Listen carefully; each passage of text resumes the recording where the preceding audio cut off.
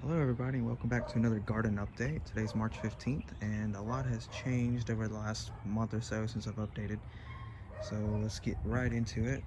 This is my old deep freezer that it died a few months ago and I repurposed it. And basically it's going to be a growing container now. So the bottom couple inches of it put in rocks, different sizes. So it had good drainage, and then above that I put in a layer of weed barrier, and then of course my soil above that, so the soil won't drain out and clog up the pores in the rocks and everything, so it should have good drainage. um, and then we had a windstorm last week, so all these bok choy that were going to seed, and I'm trying to get the seeds from them. I don't know, they're taking so long, and I'm gonna need these pots pretty soon, and they're getting just ravaged by aphids as always. Here they are. If you can see those, they're just everywhere.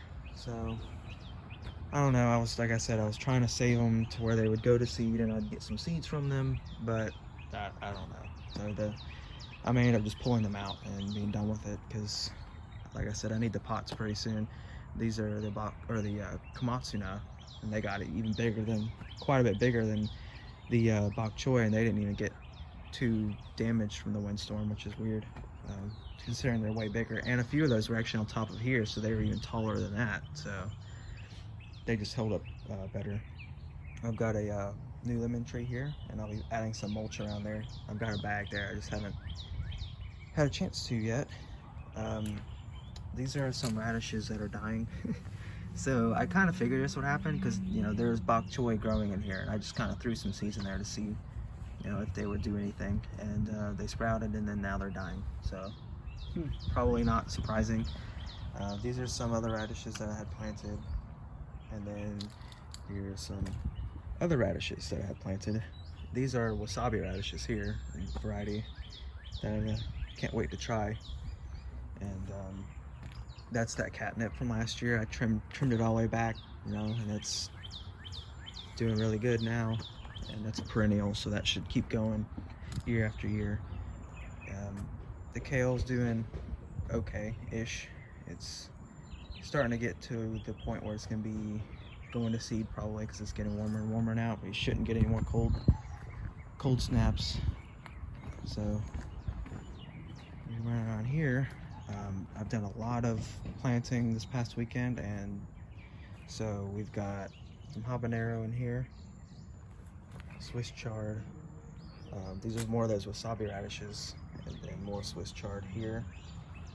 And down here we've got some habanada, which is, it's supposed to be like jalapeno spiciness, but a look and flavor of the habanero. So we'll see about that. I've never grown those before, but I love peppers, so I'm always willing to try different peppers. These are a couple different sunflowers, and then over here we've got quite a few going on. So we've got each of these labels is for this whole 2-row section, so this a whole section of the same thing. So we've got 2 different types of salvia here. Those are perennials. 2 different types of basil. One of these is a just your standard Italian style basil, the bigger leaf, and then the other one is a cinnamon basil, which is the smaller leaf, also known as Thai basil. Both are amazing. I love growing both of them every year. Then that's thyme, which is a perennial herb. I'm sure most people know what that is. And then I've got quite a few marigolds going. So we've got 2 different kinds of marigolds, and then I've labeled them A or B, depending on which variety it is. But we've got 3 of the A's and 3 of the B's. And so we've got those there, and then we got 2 more of the A's over here, and then 1 section of lavender. And you can kind of see these were planted on Sunday afternoon, and if you look, that just came up probably an hour or 2 ago, and we've got another one right there about to come up. So these are already, it's only 2 days really, and those are already starting to come up, which is really awesome. And on this tray, this is the only one I did in pen, and I'm glad I switched to Sharpie after that because that's just annoying. But this is a sunflower, and I think it's the gold ring sunflower is what these are. And then we've got another sunflower, gold ring there, and this is a sunflower, a bigger sunflower, I think. Can't remember which one it is. I've got the seed packs inside, and then those other two marigolds I showed you a few minutes ago. And then this one, we've got mustard greens, spinach, Swiss chard, mint, and 3 of them are mint. And then the lettuce, which is a Merlot lettuce, which is a red lettuce. And then lupine, which is a perennial flower, which is supposed to be good for insects and all that. 2 rows of the onion, which it's a Texas early onion. I've never grown it before. 1 row of oregano and 1 row of Augustache. I don't know how to say that, but it's basically called Texas hummingbird mint, and it's supposed to be really good for all your pollinators, butterflies, bees, even hummingbirds. So I really look forward to that, and it's a perennial, so I hope to plant many of those and have them last around here for years. And then we come over here. So we've got 2 different pots for chili peppers, and those are seeds I gathered from chili peppers I grew back in 2019. 2 pots for cayenne, also grew in 2019, and then 4 pots for the bell. And I got these bell pepper seeds from, I think I did a video on it. I'm not sure if I did, but last year I had bell peppers, of course, and one of the bell peppers that I harvested was just huge. It's the biggest bell pepper I've ever seen. Like, it made even the ones in the stores that are already big, it made those look tiny. Like, it was just huge. And so I took seeds from that and saved them. So those bell pepper seeds are from that one. And then over here we've got parsley in that one and that one, and this one is a blue boy flower. Never grown it before. Again, it's supposed to be really good for pollinators, and it's a blue flower, hence the name. And so you know, having the color variety is also important for your pollinators. So speaking of which, these yellow flowers that all of those have, and some of these, this is arugula. These are white. The bees have been loving them quite a bit, so that's been really awesome to see. Let's see if we can actually see some over here. They're usually more active earlier in more like midday, so I don't see too many over here right now, but there's one. You can see it right there.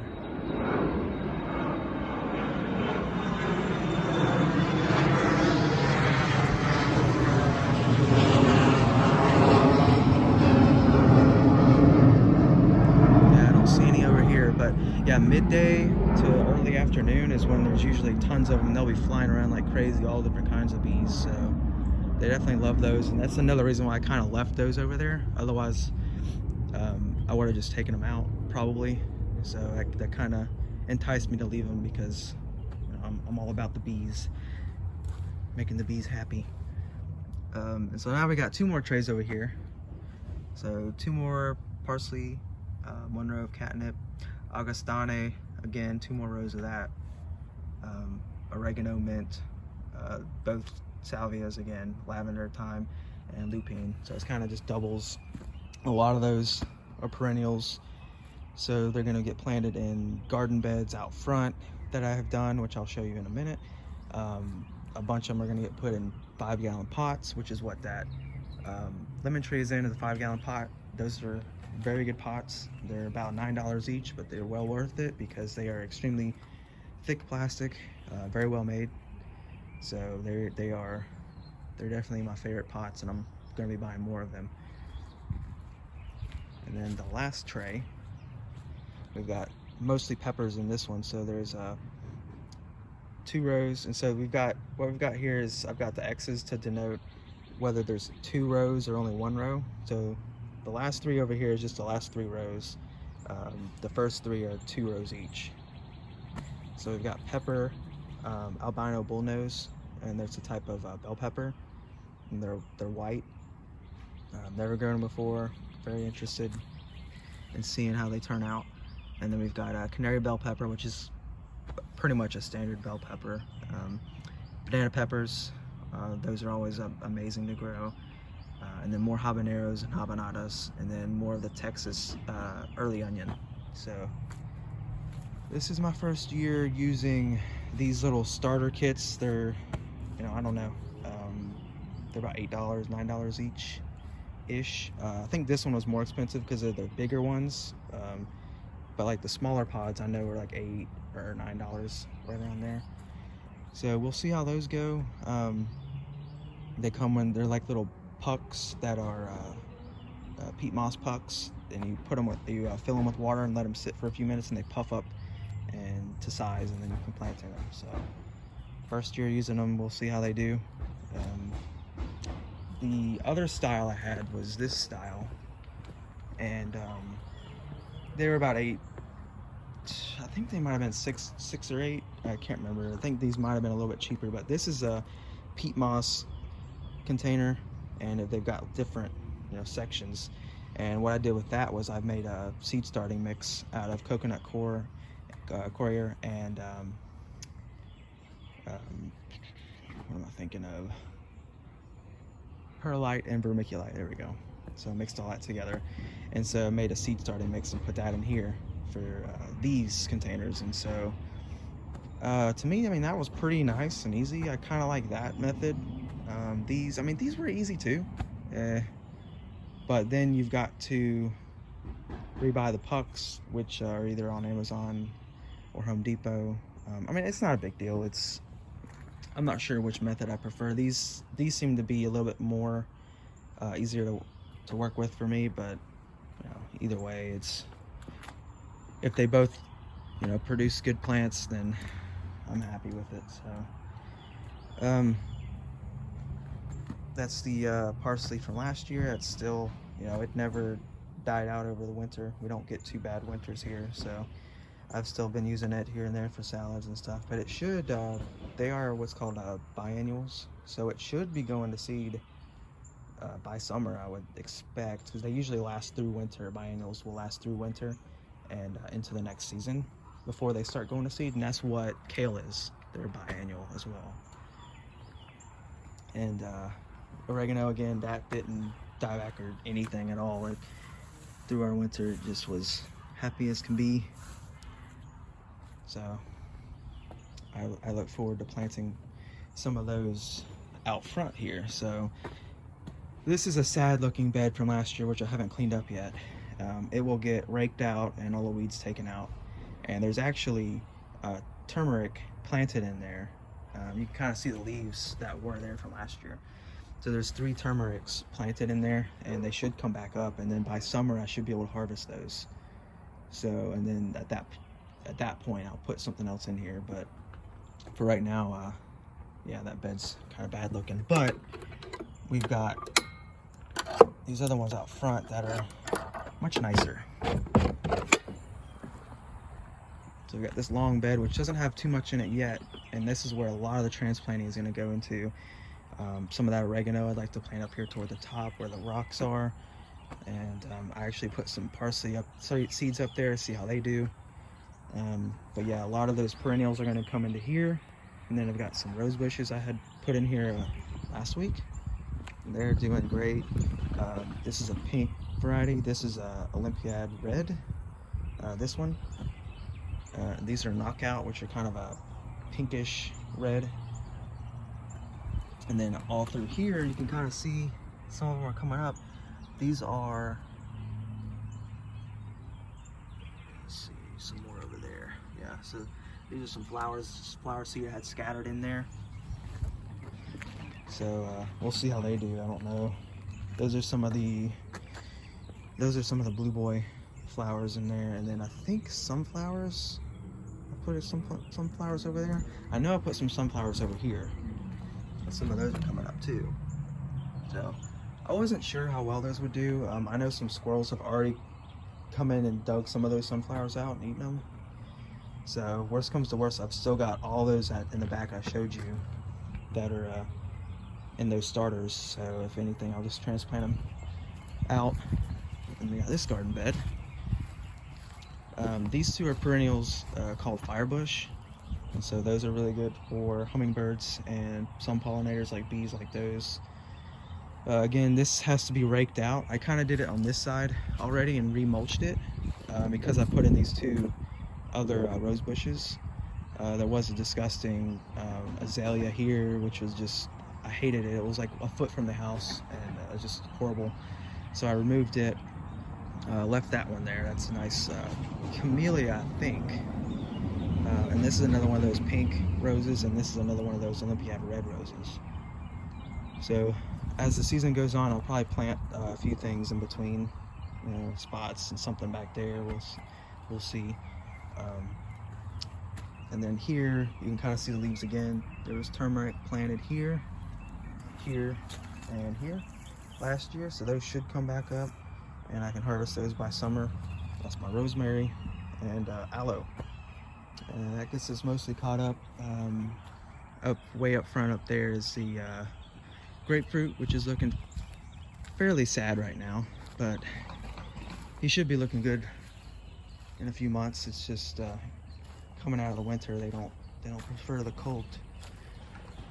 But yeah, that gets us all 100% caught up now, I believe. I don't have any other outstanding things going on that I haven't already mentioned. So I've got the 4 more buckets out here that I haven't used yet, so I'm not sure what's gonna go in those. We'll figure it out. I've already got so much stuff planted, I don't really need to plant anything else. Just to do a quick update here, there was a lettuce right here.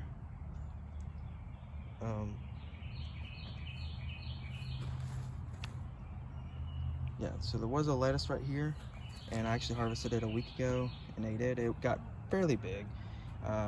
That one's a pathetic one, so it's probably just gonna get pulled out and not used. And then now I've got a loud jet flying over.